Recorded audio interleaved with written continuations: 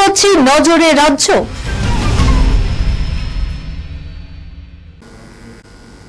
ওয়াকআপ ইস্যুতে সম্প্রতি বাংলার মুর্শিদাবাদ সহ বেশ কয়েকটি জেলা অশান্ত হয়ে উঠেছিল, যদিও পুলিশের হস্তক্ষেপে বর্তমানে পরিস্থিতি নিয়ন্ত্রণে। এই আবহে বুধবার নেতাজি ইন্ডোর স্টেডিয়ামে ইমাম মুয়াজ্জিনদের সমাবেশে যোগ দিয়েছেন মুখ্যমন্ত্রী মমতা বন্দ্যোপাধ্যায়। ওয়াকআপ আইনের বিরুদ্ধে কোন পথে লড়তে হবে এদিনের অনুষ্ঠান মঞ্চ থেকে তা বুঝিয়ে দিলেন মমতা বন্দ্যোপাধ্যায়। এলাকায় শান্তি বজায় রাখার বার্তা দিয়ে তিনি বললেন, এখানে নয়, দিল্লিতে আন্দোলন করুন।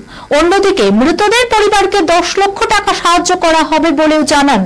অশান্তিতে যাদের বাড়ি ঘর ক্ষতিগ্রস্ত হয়েছে, বাংলার বাড়ি যোজনায় সেসব বানিয়ে দেওয়া হবে বলেও আশ্বাস মুখ্যমন্ত্রী Mamata Bandyopadhyay. Sunirnoy imagine centre private limited advance প্যাথোলজিতে thalassaemia screening, large size biopsy setup সহ সমস্ত পরীক্ষা, echocardiography, fetal echocardiography, CT scan, CT guided FNAC, 4D USG, USG guided FNAC, endoscopy, colonoscopy, uroflowmetry, spirometry, colour Doppler, digital X-ray, তাছাড়াও সমস্ত বিশেষজ্ঞ চিকিৎসকদের পরিষেবা একই ছাদের তলায় নিয়ে হাজির সুনির্ণয়।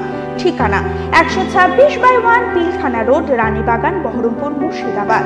বিশদে জানতে যোগাযোগ করুন 8373049252 7547900377।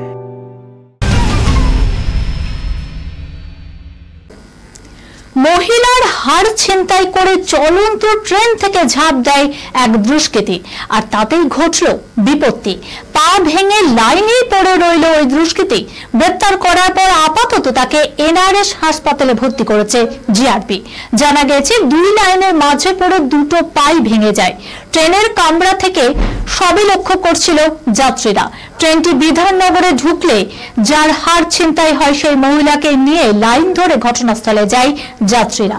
উঠে দাঁড়াতে অক্ষম দুষ্কৃতী তখন করযোগে ক্ষমা চেয়ে হাড়টি ফিরিয়ে দেয় ওই মহিলাকে।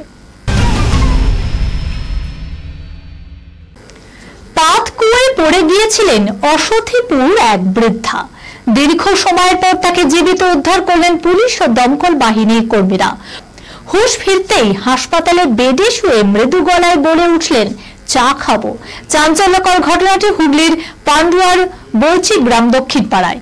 85 বছরের বৃদ্ধা বরাত জোরে বেঁচে গিয়েছেন। প্রতিবেশীরা তার দীর্ঘায়ু কামনা করছেন। দাদাগিরির মঞ্চ থেকে বিদায় নিচ্ছেন বাংলার মহারাজ। তবে কি আর দেখা যাবে না সৌরভকে সঞ্চালকের ভূমিকায়? সম্প্রতি এমনই খবর সামনে আসছে। বাংলার ঘরে ঘরে এই শোয়ের জনপ্রিয়তা একেবারে আকাশ ছোঁয়া, আর সেই চেনা মঞ্চ ছাড়ছেন দাদা। সত্যি কি দাদাগিরি শেষ? সূত্রে খবর, একই ধরনের নন ফিকশন শো নিয়ে নতুন চ্যানেলে ফিরছেন দাদা। তবে এক নয়, 2টো শো নিয়ে ফিরছেন এবার বাংলার মহারাজ। একটি হবে দাদাগিরির মতোই শো, অন্যটি হবে বাংলার বিগ বস, যেখানে সৌরভ গাঙ্গুলি থাকবেন সঞ্চালকের ভূমিকায়।